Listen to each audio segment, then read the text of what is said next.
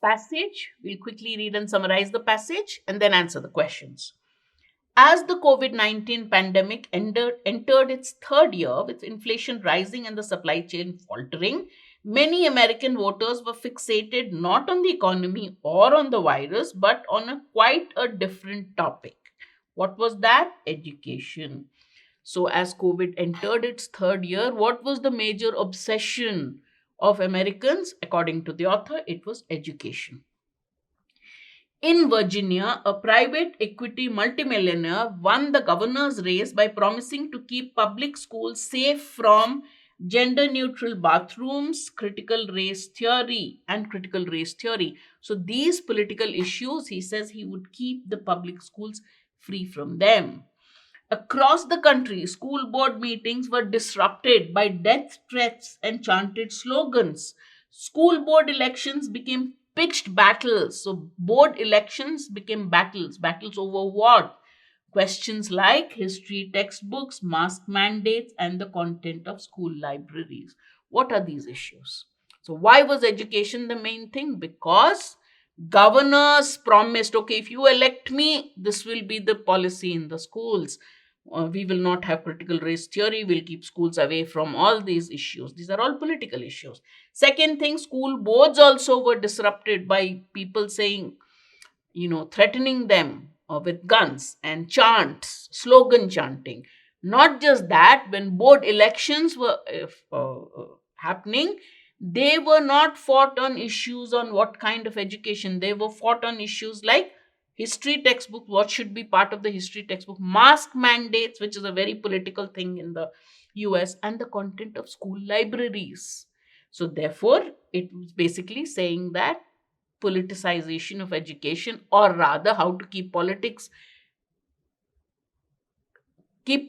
away from education. What was the issue? The issue was this, that there was the problem with education was too much of politics were involved in education. That's what the first paragraph tells us. Political experts and campaign consultants were taken by surprise when schools suddenly assumed center stage in the national debate. So, political experts were totally surprised. Why? Because one of the major issues of political debates was schools. But our recent battles are nothing new. The author says there's nothing new in what's happening. Schools have always been tangled up with politics for millennia. For many, many years, the schools and politics are intertwined. They have served what? What is that they referring to? Schools. Schools have served as a proxy battlefield for cultural warriors of every stripe. So, cultural battles are fought. Fought where? In schools. Syllabi, teaching, it can be anything. That's what the author says. Especially in moments of national crisis or social upheavals, classrooms have often provided the clearest reflection of a society's deep anxiety about identity, power, and class. So, this is a very important point the author is raising. During a national crisis, during social upheaval, schools are the centers where the you get a reflection of a society's anxiety about identity, power, and class. Schools reflects this. Schools reflect this. A society's problems, anxieties about what? Identity, power, and class. So schools are the places where these issues have always been there. Author says there's nothing new in politics, and in the connection between politics and school. Identity politics, power politics, class politics have always been part of the school culture, according to the author.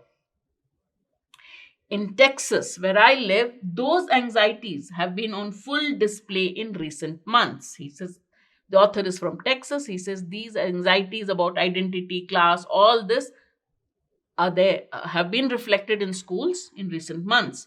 For example, the recently passed House bill requires social studies teachers to explore controversial issues from diverse and contending perspectives without giving deference to any one perspective. So when you teach social studies, teachers have been asked to take diverse and contending, means opposing perspectives on issues, and not support anyone. say this was correct or this was wrong. Don't take any sides. After the governor signed the bill into law, an administrator in a school district near Fort Worth informed teachers that they were now required, when assigning books describing the evils of the Holocaust, to include texts that offered opposing perspectives as well. Holocaust, one of the most tragic events in human history, where the Nazis literally gassed 6 million Jews, was one of the worst things in history. Here, after the passing of the bill, teachers have been told, you give the Nazi viewpoint also, give the opposing viewpoint also, not just the perspective of the Jews, of Holocaust, what happened, how Jews were exterminated, not just that, give the opposing perspective as well. So what does that mean? It soon became apparent that Texas's new law was intended not so much to protect academic freedom as to curtail it in highly specific ways. So it was not meant to further academic freedom, it was meant to restrict academic freedom. Now you cannot, whatever you're telling in history, give it from both perspectives.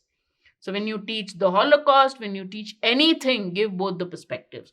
So academic freedom, a teacher doesn't have the freedom to say it, to take a side and say this was what happened, this was what went wrong. So instead of having academic freedom to teach what I believe is correct, I have my freedom to teach has been restricted by the passing of this law in Texas. That's what the author says. For instance, the law carves out a notable exception to its doctrine, diverse and contending perspectives in the classroom. Now, here it said diverse and contending perspectives. You have to show varied perspectives. Don't show only one view of history. Show different views of history. Diverse and contending. They can conflict with each other. They can oppose each other. Show it. But the law itself has made an exception to it. How? Slavery and racism must now be taught in our public schools in one way and one way only. What is that? As deviations from, betrayals of, or failures to live up to the authentic founding principles of the United States, which include liberty and equality. So, how does this law make an exception to its own diverse and contending perspective? Now, slavery and racism is a part of US culture. Slavery was there for a very long time. It was abolished pretty late in the day. He says that must be taught as what? As deviations from and betrayals of the founding principles of the Constitution. The founding fathers had made the Constitution in one way. They believed in the principles of liberty and equality. These practices of slavery and racism were against the core principles of the founding fathers. Right? So what's wrong with that? Texas social studies teachers may want to skip over the authentic founding principle enshrined in Article 1 of the Constitution. Now, Article 1 of the Constitution, in the authentic founding principle of the Constitution, Article 1, what did it say? Anyone who was enslaved was counted as 3/5 of a person. That part shouldn't be mentioned. Right? So he says, Texas social studies may want to skip over the authentic founding principle enshrined in Article 1 that anyone who was a slave was not considered a full person, only 3/5 of a person. That was our passage. What is the reason behind the author saying that Texas social studies teachers may want to skip over an authentic founding principle of the US? So, in the passage, what is the author's point? Authentic founding principle of the US, Article 1, a slave is not to be considered a total human being. He's only considered as 3/5 of a person, right?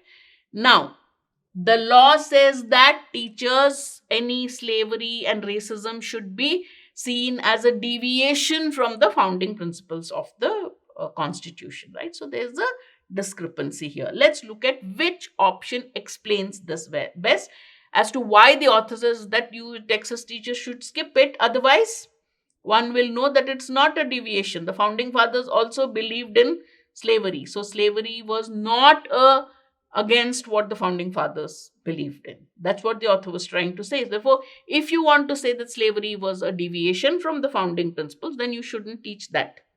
That shows the hypocrisy there, right? That the founding father principle reveals the hypocrisy of Texas law. That is correct. Is there a better one? Hypocrisy of Texas law, but it's not telling us how is it hypocritical, right?